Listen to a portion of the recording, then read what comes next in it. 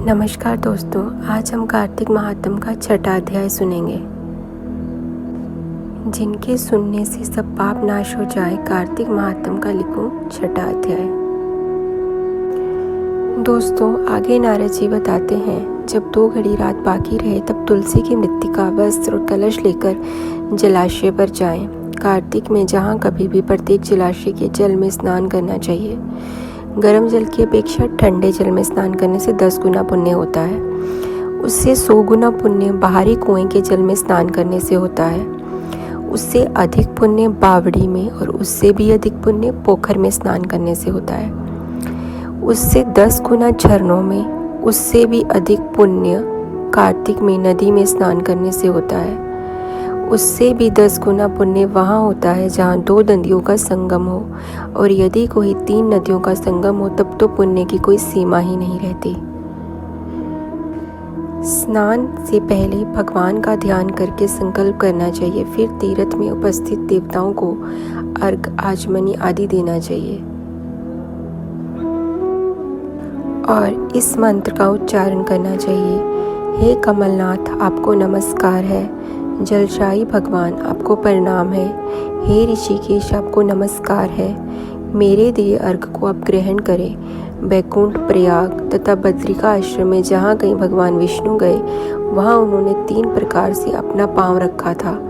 वहाँ पर ऋषि, वेद, यज्ञों सहित सभी देवता मेरी रक्षा करते रहे। हे जनार्दन, हे दामोदर, हे देवेश, आपको प्रसन्न करने हेतु मैं कार्तिक मास में विधि विधान से ब्रह्म मुहूर्त में स्नान कर रहा हूँ। आपकी कृपा से मेरे सभी पापों का नाश हो।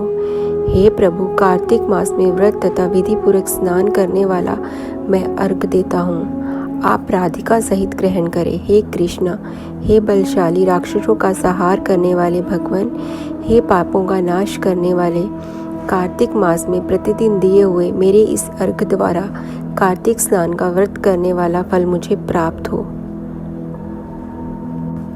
दोस्तों, आगे नारद जी इस कथा के माध्यम से बताते हैं कि विष्णु, शिव तथा सूर्य का ध्यान करके जल में प्रवेश कर नाभि के बराबर जल में खड़े होकर विधि पूर्वक स्नान करना चाहिए। गृहस्थी को तिल और आंवले का चूर्ण लगाकर तथा विधवा स्त्री व यति को तुलसी की जड़ की मिट्टी लगाकर स्नान करना चाहिए। स्नान करते हुए कहना चाहिए कि जिस भक्ति भाव से भगवान ने देवताओं के कार्यों के लिए 3 प्रकार का रूप धारण किया था, वही पापों का नाश करने वाले भगवान विष्णु अपनी कृपा से मुझे पवित्र बनाए। जो भगवान विष्णु की आज्ञा से कार्तिक व्रत करता है, उसकी इंद्रादि सभी देवता रक्षा करते हैं, इसलिए वह मुझको पवित्र करें। बीजों, रहस्यों तथा यज्ञों सहित वेदों के मंत्र, कश्यप आदि ऋषि, इंद्रादि देवता मुझे पवित्र करें। अदिति आदि सभी नारियां, यज्ञ सिद्ध सर्प और समस्त औषधियां व तीनों लोकों के पहाड़ मुझे पवित्र करें। इस प्रकार कहकर स्नान करने के बाद मनुष्य को हाथ में पवित्री धारण करके देवता, ऋषि, मनुष्य तथा पितरों का विधि पूर्वक तर्पण करना चाहिए।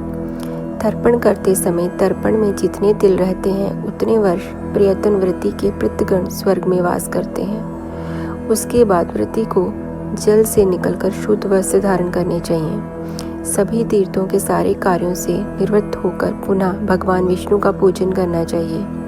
सभी तीर्थों के सारे देवताओं का स्मरण करके भक्ति पूर्वक सावधान होकर चंदन, फूल और फलों के साथ भगवान विष्णु को फिर से अर्घ देना चाहिए।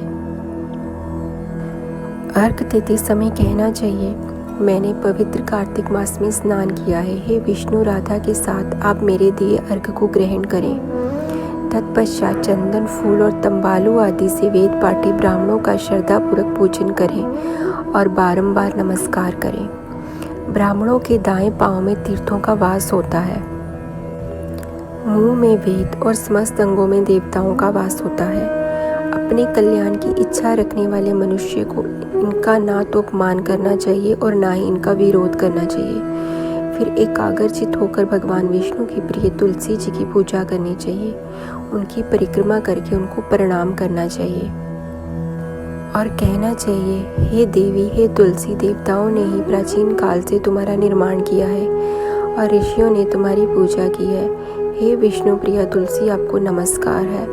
आप मेरे समस्त पापों को नष्ट करें। इस प्रकार जो मनुष्य भक्ति पूर्वक से कार्तिक व्रत का अनुष्ठान करते हैं वे संसार के सुखों का भोग करते हुए अंत में मोक्ष को प्राप्त होते हैं। दोस्तों, इसी के साथ आज का कार्तिक महात्म का छठा अध्याय यहीं संपन्न होता है।